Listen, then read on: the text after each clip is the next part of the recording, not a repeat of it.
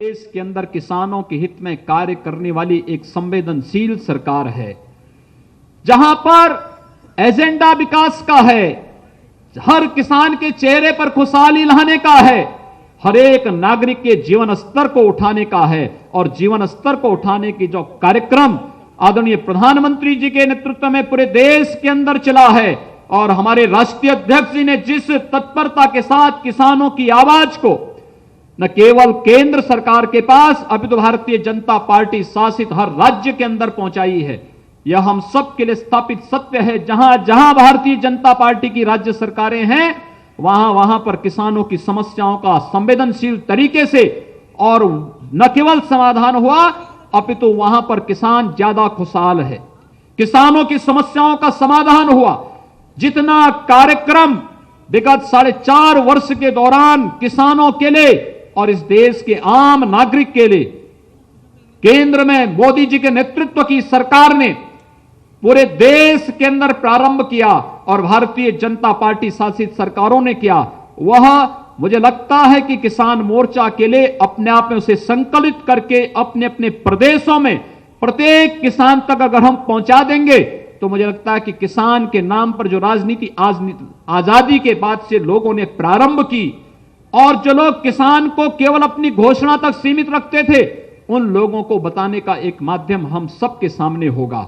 और गोरखपुर में जब किसान मोर्चा का राष्ट्रीय अधिवेशन हो रहा है, हम सब आभारी हैं आदरणीय राष्ट्रीय अध्यक्ष जी का कि अवसर गोरखपुर और उत्तर प्रदेश को प्राप्त हुआ, और उत्तर प्रदेश में यह कार्यक्रम यहां पर हुआ है।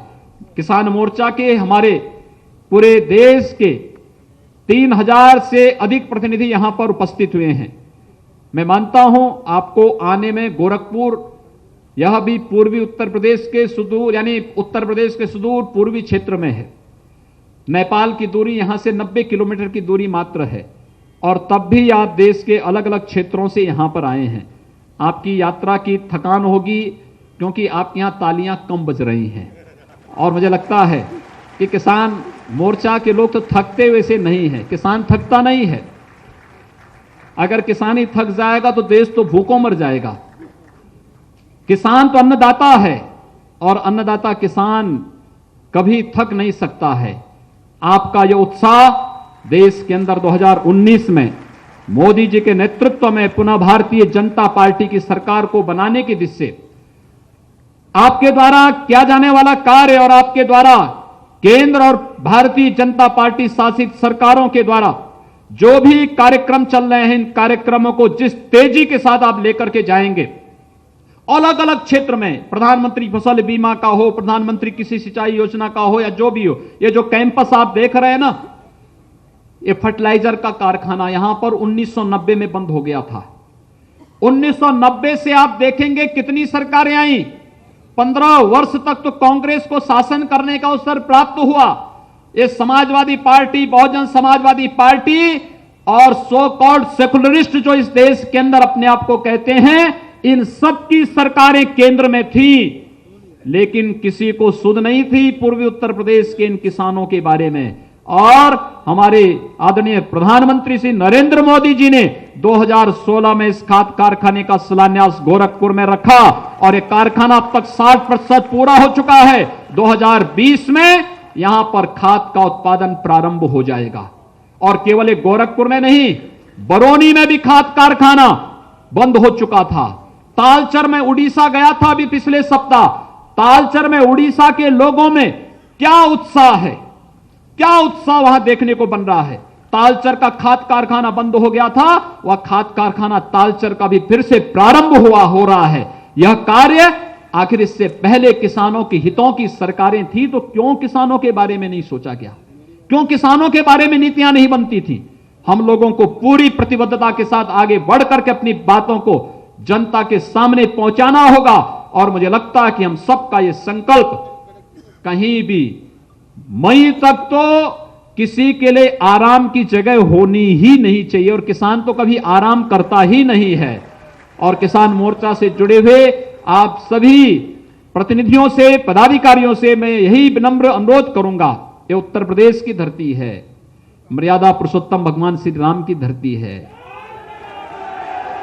भगवान श्री कृष्ण की धरती है, भगवान विश्वनाथ की धरती है और दुनिया के मानवता के सबसे बड़े समागम, आध्यात्मिक और सांस्कृतिक समागम प्रयागराज कुंभ की धरती है। प्रयागराज में वर्तमान में कुंभ चल रहा है। मैं आमंत्रण दूंगा, आप जो देश के अलग अलग क्षेत्रों से आए हुए प्रतिनिधि हैं वे प्रयागराज कुंभ में जरूर जाएं। देश के यशस्वी प्रधानमंत्री जी का देश की आस्था का सम्मान किस रूप में उनके द्वारा किया गया, स्वच्छ और सुरक्षित कुंभ का क्या संदेश होना चाहिए, प्रयागराज में जाकर के देखिए। स्वच्छ भारत मिशन का परिणाम प्रयागराज कुंभ आपको देने जा रहा है। आस्था का सम्मान कैसे होना चाहिए, 450 वर्षों से प्रयागराज में किले के अंदर कैद अक्षय वट के दर्शन करके उस सौभाग्य को प्राप्त करिए जो 450 वर्षों से भारत की श्रद्धा और आस्था को कैद करके रख दिया गया था।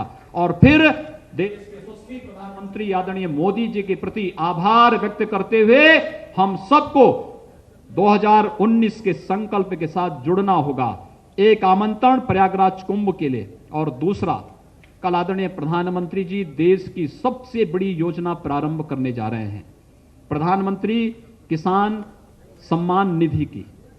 और उस निधि की दृष्टि से यहां पर किसान मोर्चा के समापन कार्यक्रम के साथ आदरणीय प्रधानमंत्री जी बहुत सारी योजनाओं को पूर्वी उत्तर प्रदेश को और देश को देने जा रहे हैं। मैं आप सभी प्रतिनिधियों को उस कार्यक्रम में भी सादर आमंत्रित करता हूं। आप सभी उस कार्यक्रम में सादर आमंत्रित हैं।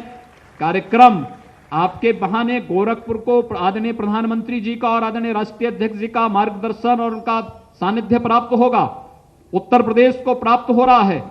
तो इस बहाने मैं आपको भी आमंत्रित कर रहा हूं कि आप सब इस कार्यक्रम में, कल उस कार्यक्रम में भी सादर आमंत्रित हैं। इस अवसर पर एक बार पुनः मैं देश के कोने कोने से आए हुए आप सभी प्रतिनिधियों का हृदय से स्वागत करता हूं।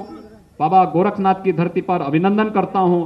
अपने राष्ट्रीय अध्यक्ष जी का गोरखपुर में किसान मोर्चा के इस राष्ट्रीय अधिवेशन का उद्घाटन करने के लिए उन्होंने अपने व्यस्त कार्यक्रमों में से समय निकाला है, आज हमारे बीच में यहां पर उपस्थित हुए हैं।